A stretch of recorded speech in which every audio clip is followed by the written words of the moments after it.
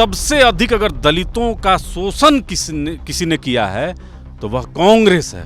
गृह मंत्री आदरणीय अमित शाह जी ने जो कहा वह बिल्कुल सत्य है।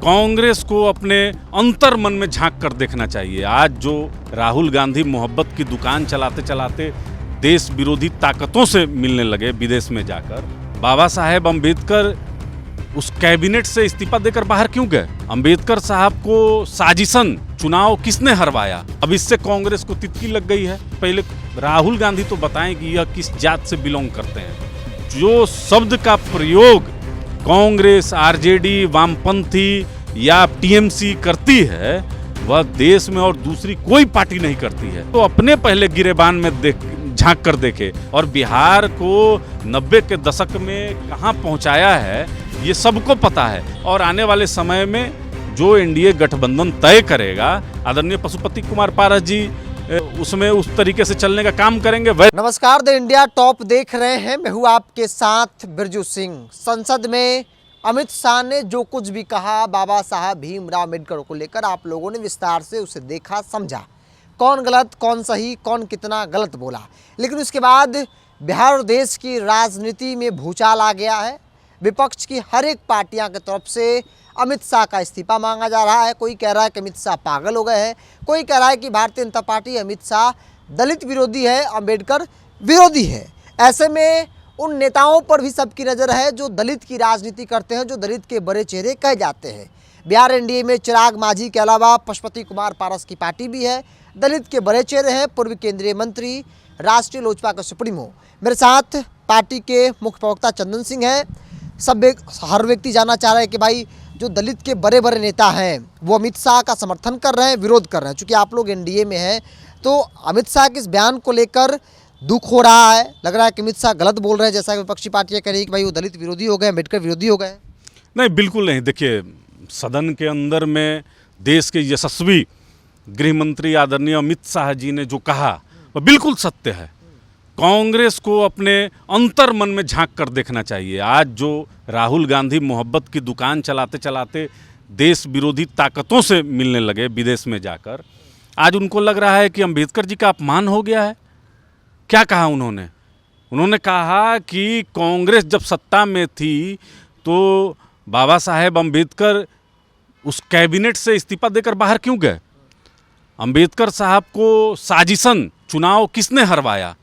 ये बहुत सारे ऐसे विषय हैं जो सदन के पटल पर देश के यशस्वी गृह मंत्री ने देश को अवगत कराया। अब इससे कांग्रेस को तितकी लग गई है। अब कांग्रेस जो सबसे अधिक अगर दलितों का शोषण किसी ने किया है तो वह कांग्रेस है, कांग्रेस पार्टी है।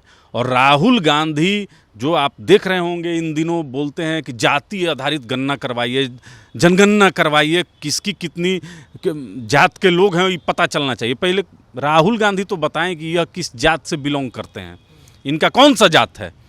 तो सब अपनी अपनी बात जब सदन में हर कोई रखता है तो अब तो इनको कुछ मिल नहीं रहा है। आज आपने देखा कि किस तरीके से भारतीय जनता पार्टी के सांसदों को धक्का देकर और हाथापाई करके उनको घायल किया गया। आईसीयू में कई सांसद आईसीयू में एडमिट हैं लोग। अब कांग्रेस इसको जोड़ रही है कि भाई दलित नेता मिलकर गए थे बाबा साहेब के पास विरोध जताने के लिए।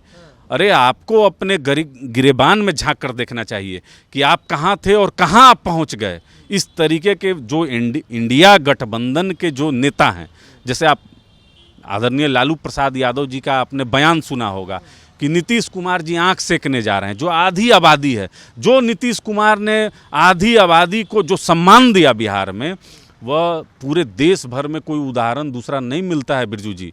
यहाँ पर पंचायत स्तर से नौकरी में भी नीतीश कुमार जी ने जो महिलाओं का सम्मान बढ़ाया है वह अपने आप में एक ऐतिहासिक कदम है। लेकिन क्या बोलते हैं लालू प्रसाद यादव जी या तेजस्वी प्रसाद यादव क्या बोलते हैं, और नीतीश कुमार जी के बारे में क्या इनका टिक्का टिप्पणी रहा है अमर्यादित? यही तेज प्रताप यादव हैं जो देश के यशस्वी प्रधानमंत्री जी का चमड़ा छील देने की बात करते हैं। तो जो शब्द का प्रयोग कांग्रेस, आरजेडी, वामपंथी या टीएमसी करती है वह देश में और दूसरी कोई पार्टी नहीं करती है। तो ये लोग तो अपने पहले गिरेबान में झांक कर देखे। और आज जो बयान आदरणीय लालू प्रसाद यादव जी का आया है आदरणीय अमित शाह जी के बारे में, वह कहीं से बर्दाश्त करने योग्य नहीं है। उनका देख भाई वो पागल हो गए हैं, इस तरह के देखिए शब्दों का प्रयोग देखिए भी देखिए किया। लालू प्रसाद यादव जी एक सजा याफ्ता मुजरिम हैं, ठीक है। इन पर बेजुबान जानवरों का चारा खाने का आरोप है। इनके सुपुत्र पर आय से अधिक संपत्ति का मामला है। दिल्ली के फ्रेंड्स कॉलोनी में 150-200 करोड़ का बंगला इनके नाम पर है। तो इनका पूरा परिवार जो है भ्रष्टाचार, अखंड भ्रष्टाचार में डूबा हुआ है।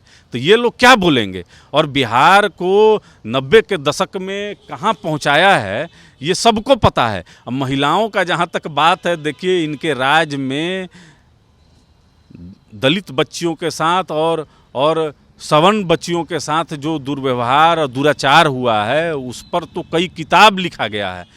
तो ये पार्टी जो है, कांग्रेस हो या राष्ट्रीय जनता दल हो, बोलने का कोई अधिकार नहीं है।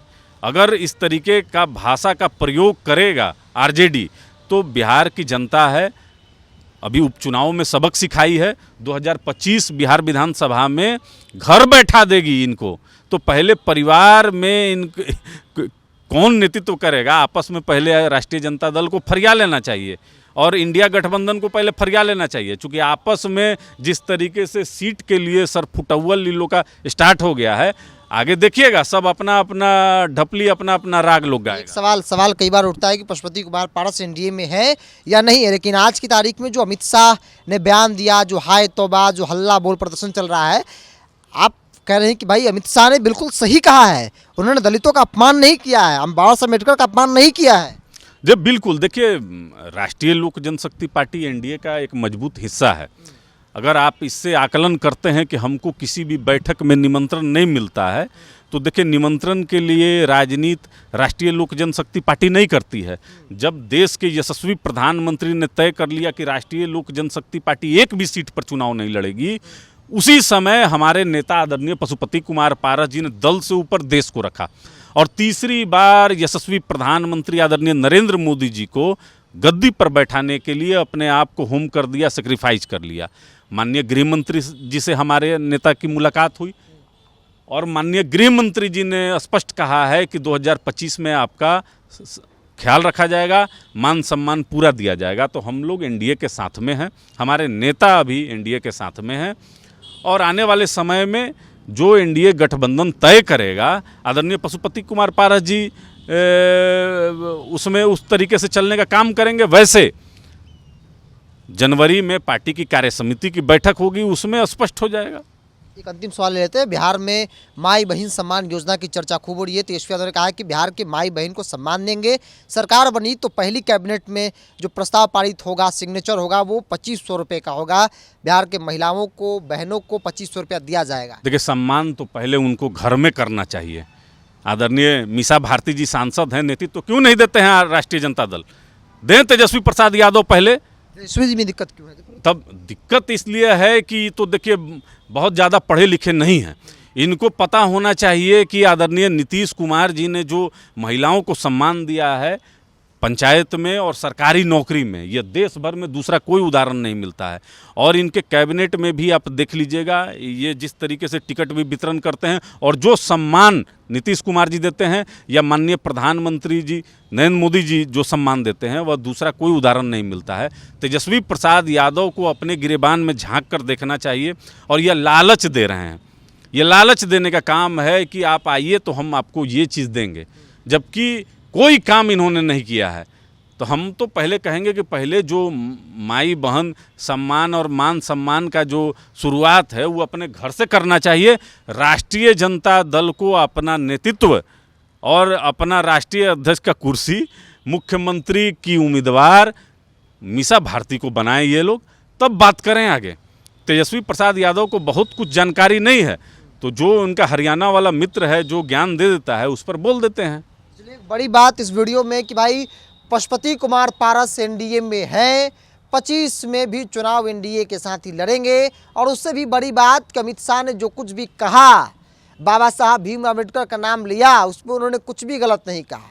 बाबा साहब भीम अम्बेडकर को मौजूदा सरकार नरेंद्र मोदी ने जो सम्मान दिया, वो सम्मान कांग्रेस पार्टी जो आज हल्ला बोल कर रही है वो बिल्कुल नहीं दी। चाहे वो भारत रत्न देने की बात हो, सदन से बाहर कर देने की बात हो, रणनीति के तहत कैबिनेट से बाहर कर देने की बात हो, तमाम मसलों को लेकर खूब चर्चा हो रही है। एनडीए के अंदर चिराग पासवान हैं, बड़े नेता हैं, जीतन मांझी है, बड़े नेता है, पशुपति कुमार पारस भी बड़े नेता है, और ये तीन बड़े दलित चेहरे अमित शाह के लिए मजबूती के साथ फील्डिंग कर रहे हैं। बहरहाल आप क्या सोचते हैं, आप अपनी राय को कमेंट्स बॉक्स पर रखिए। अगर आप मेरे चैनल को यूट्यूब पर देख रहे हैं तो सब्सक्राइब कर लीजिए, फेसबुक पर देखें तो पेज को लाइक और फॉलो कर लीजिए।